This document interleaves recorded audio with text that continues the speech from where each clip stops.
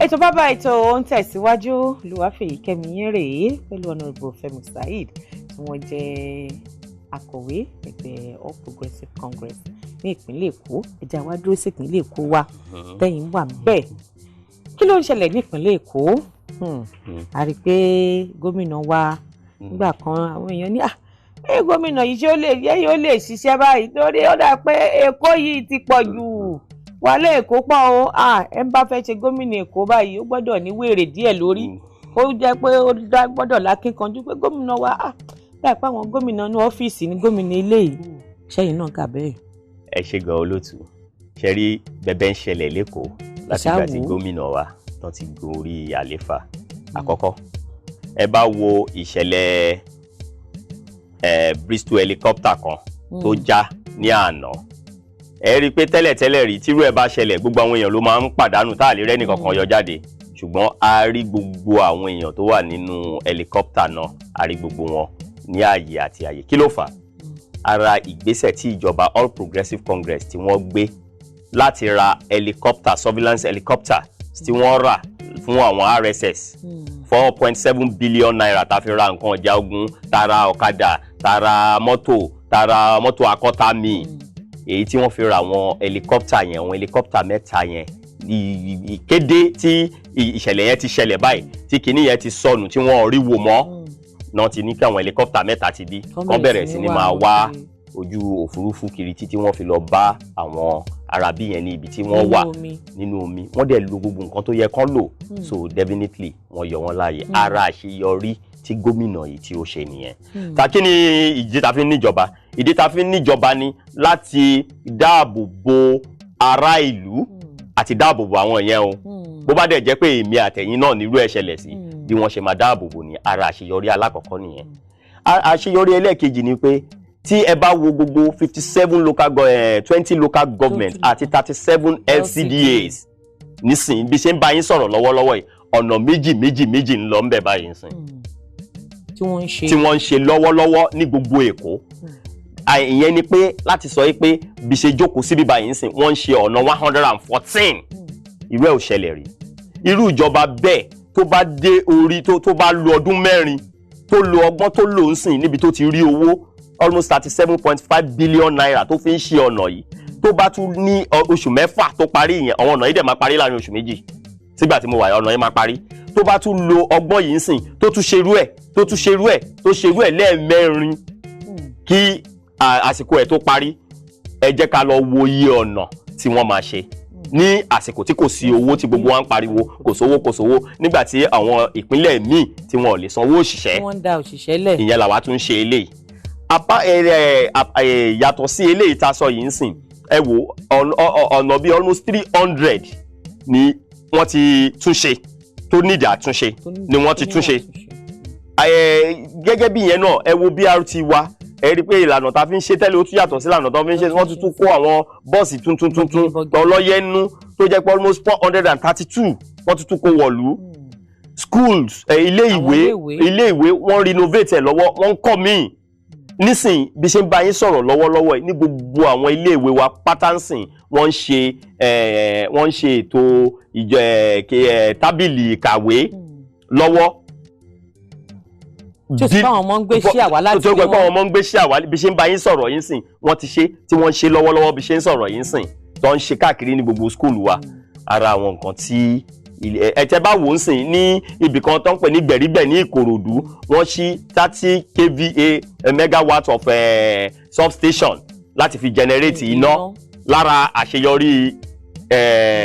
orílẹ̀-èdè yìí náà ni. nísìnyí bí ṣe ń bá yín sọ̀rọ̀ lọ́nsìn mo rí text message kan lórí fóònù mi láàárọ̀ pé àwọn ẹnìkan wọ́n send ẹ̀ sí mi wọ́n ní wọ́n pa àwọn pẹ́kọ̀ àwọn wá ṣe training ní LASTMA.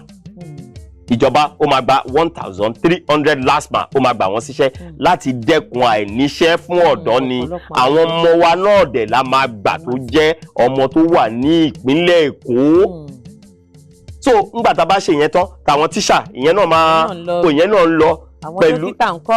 dókítà àwọn dókítà náà òye gbogbo ẹ̀ náà ti ṣe tán sọ pé Lagos State Civil Service Commission the only thing ni pé ìwọ tó bá mọ̀ pé òun wáṣẹ́ tó dẹ̀ mọ̀ pé ó ní ìwé tó yanrantí ní ọwọ́ lọ sí orí www.lagosstatejobs.government.nigeria kó lọ login bí ṣe ń bá yín sọ̀rọ̀ yín sìn wọ́n ń gba ìwé mo fẹ́ ṣiṣẹ́ ní ọwọ́ wọn tó fẹ́ ṣe iṣẹ́ panápaná ní ìpínlẹ̀ Èkó lọ síbẹ̀ kó lọ wé tó bá jẹ́ títí ẹ lọ. ṣé kí n sọ pé wọ́n tún kò ṣèlú bọ̀ tó láwa tá a mọ̀ yàn. ṣe rí gbogbo wa olóòtú gbogbo wa lòṣèlú gbogbo wa lòṣèlú ń sìn ìbò tá di fún Muhammadu Buhari gbogbo ọmọ Nàìjíríà ló di olóṣèlú nù kọ́kọ́ ìbò tá di fún gọ́vnà Akínwùmí Àǹbọ̀dé gbogbo wa lájọ di olóṣèlú nù kọ́kọ́ gbogbo wa la ní olóṣèlú nù ẹbí wa ń sìn ṣùgbọ́n èyí tí ọmọ nídìí àti ní òun ni pé ṣé o ní ìwé ẹ̀rí tó yanrantí ìwọ lọ sórí ayélujára www.lagosstatejobs.nigeria.government kò lọ síbẹ̀ www.lagosstatejobs.com.nigeria kò lọ síbẹ̀ wàá lọ wèé tó ń wẹ̀ ń bẹ̀ wọ́n ń ṣe and ọmọ Ìgbò ń jẹ ọmọ Haúsá ń jẹ ọmọ Ìgbò wọ́n mu ọmọ Haúsá wọ́n mu ọmọ Yorùbá wọ́n mu ọmọ ìpínlẹ̀ Èkó wọ́n mu nítorí pé a need àwọn tó máa ṣiṣẹ́ panápaná yìí a need àwọn tó máa ṣiṣẹ́ LASPA yìí a need àwọn tó máa ṣiṣẹ́ teachers nítorí pé ojoojúmọ́ làwọn èèyàn ń béèrè pé kò sí skúlù lágbègbè mi kò sí skúlù lágbègbè ọmọ èèyàn ló máa ṣiṣẹ́ ń bẹ̀ olóṣèlú ò lè ṣe gbogbo ẹ̀ ká má tẹ òṣèlú bọ ọ̀rọ̀ tó wà ńlẹ̀ yìí so ara àwọn àṣeyọrí tí gómìnà Akínwùmí Àǹbọ̀dé kẹ́ tó tún wá béèrè question yẹn ẹ wo kinní kan sìn wọ́n ń pè ní Lagos State Empowerment Trust Fund Employment Trust Fund 25 billion naira owó ni nínú kòsówó tí Nàìjíríà ń sọ yìí ìpínlẹ̀ kan ìtún wà tó ń sọ pé òun fẹ́ ṣe Employment Trust Fund of 25 billion naira fún ará ìlú ni o ṣé ẹ bá wo the way tí Lagos State fi gbé gbogbo nǹkan síta ń ṣe tí kò ti yàtọ̀ sí àsìkò tí tẹ́lẹ̀ tá à ń parọ́ fúnra wa ó tí o èmi gẹ́gẹ́ bí ṣe jẹ́ olóṣèlú ń sìn àwọn ẹni tó jẹ́ ẹni tó ń tẹ̀lé mi lẹ́yìn àwọn ẹni tó jẹ́ àwọn ọmọ ẹgbẹ́ wa ń ṣe lèmi náà sọ fún wọn pé ẹ lọ sórí ayélujára yìí ẹ lọ forúkọ yín sílẹ̀ lára wọn kí tó débí báyìí ń sìn ó ti ń pè mí ó ti ń sọ pé wọ́n pè òun pé kóun wá fún àyẹ̀wò pẹ̀lú ìwé ara àṣeyọrí ilé so irú Lagos State Employment Trust Fund yẹn 25 billion naira ẹ lọ wò dáadáa 25 billion naira fún orílẹ̀-èdè fún ìpínlẹ̀ kan níbi tí gbogbo wọn ìpínlẹ̀ tó wà Nàìjíríà ń ṣe ò ti lè rí owó òṣìṣẹ́ san gọ́vnà dẹ̀ fi ògbélélẹ̀ wípé ní ọdún báyìí wọ́n á fòye báyìí sílẹ̀ ní ọdún báyìí wọ́n á fòye báyìí sílẹ̀ ní ọdún báyìí wọ́n á fòye báyìí sílẹ̀ so ẹ jẹ́ ká ní ìgbàgbọ́ wípé Èkó ń ṣiṣẹ́ ẹ jẹ́ ká ní ìgbàgbọ́ wípé gómìnà wa ń ṣiṣẹ́ ẹ jẹ́ ká ní ìgbàgbọ́ wípé Èkó mú wa lọ sí ibi tó dáa. a mọ̀ fún àwọn tí ò ṣiṣẹ́ lọ. ẹ̀kẹ́ tó ẹ wo gbogbo ọ̀nà wa ń sìn project kan wà tó ń pè ní Lagos State Light Up Project gbogbo ọ̀nà ń sẹ́ wo gbogbo àwọn street light gbogbo street light bá ṣe ń ṣe street light bẹ́ẹ̀ là ń ṣe flyover lájà bẹ́ẹ̀ là ń ṣe flyover ní Ẹgbẹ́dá Ẹgbẹ́dá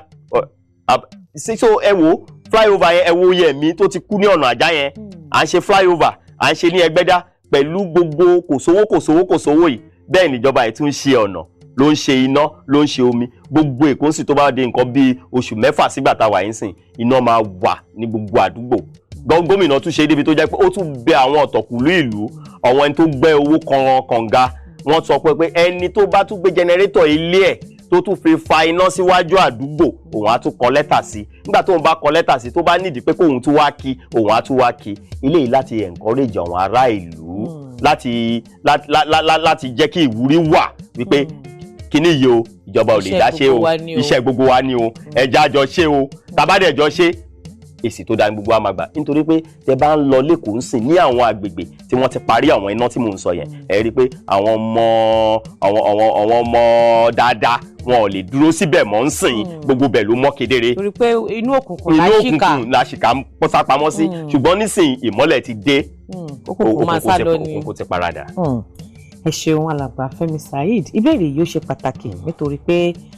gbogbo àwọn aráàlú àwọn náà ní abéèrè ẹ jẹ́ ká lọ sí ilé agbára tá a bá padà dé a wá béèrè ìbéèrè náà tá a máa fi kásẹ̀ ńlẹ̀.